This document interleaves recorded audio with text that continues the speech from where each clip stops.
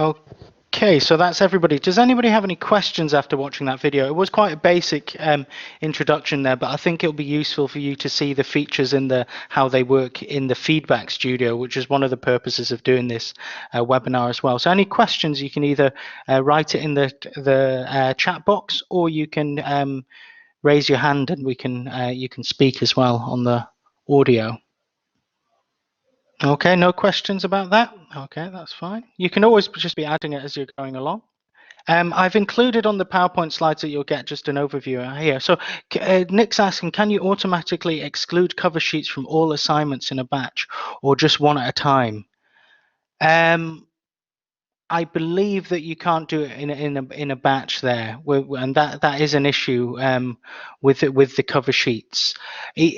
To be honest with you, as I said in the video, when I'm looking at them, I rarely use the filters overall. You can set up, when you're setting up the checkpoints, you can have this filters preset to exclude the bibliography.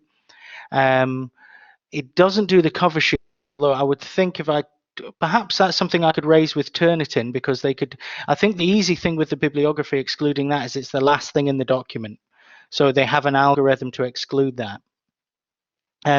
So that's not something I'm aware that you can do, but you can set up the filters of how many words you want to exclude or percentage. So you could do exclude any matches less than 1% within the checkpoint automatically.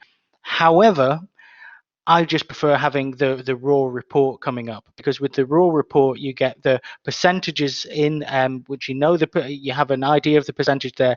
I think if you applied certain filters, you might get differences there in the class overview. It might be a bit more all over the place, especially if you exclude quotes. So for example, if a student has used single quotation marks, then the algorithm wouldn't exclude those. So you might get, I mean, it's a mistake on the student's behalf, but you'd get skewed reports then. So that's my view on that. So I've got just these 2 slides there with the match overview.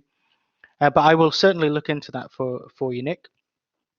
And sometimes if I get, if I'm not sure about something, I download the original submission. So you can download the Word document and copy and paste it and actually go back into Turnitin. And what you can do is you can do a copy and paste upload.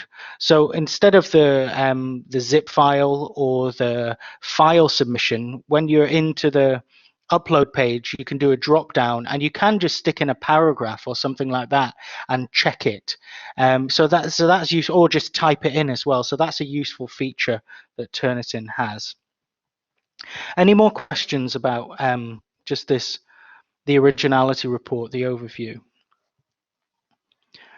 We will have time for questions at the end. However, what you can now do is watch this this final video. And as Nadia mentioned earlier, the difficulty of identifying academic misconduct or poor practice. So this video is a bit shorter than the last one. So it's about 7 minutes. So if we click on that and start watching, and then come back into the room and thumbs up when you're done. Thank you.